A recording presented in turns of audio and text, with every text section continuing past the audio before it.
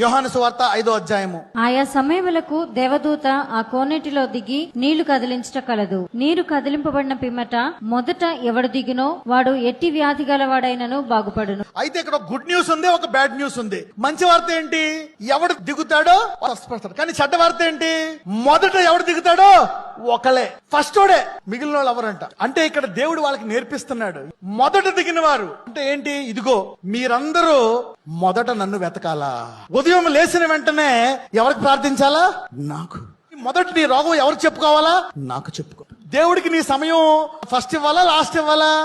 First. బెతెస్డా అనేది స్వస్థత ఒకరికి చూపించినా అది ఏమి నేర్పిస్తుంది? మొదట గనక ప్రాధాన్యం గనక నువ్వు ఇస్తే ఇదే దూత నీ ఇంటికి వచ్చి నిన్ను స్వస్థపరుస్తుంది అంటున్నాడు. So Bethesda is restoring the standard. అందుకే ప్రకటన సంఘంలో చెప్తాడు, మీరు నా మొదట ప్రేమను కోల్పోయారు. ఫస్ట్ లవ్ కరెక్ట్, ఆరాధిస్తున్నారు, అన్ని చేస్తున్నారు, మొదట అనే దాన్ని కోల్పోయారు. ఎవరైతే ఈ రోజు ప్రభువా మొదటి ప్రాధాన్యం నీకు ఇస్తాను అని నిర్ణయించుకున్నారో ఆ దూత వచ్చి ప్రతి ఒక్కరిని తాకెళ్ళిపోతుంది. ఈ రోజు everybody will see the power of the angel today touching you and redeeming you.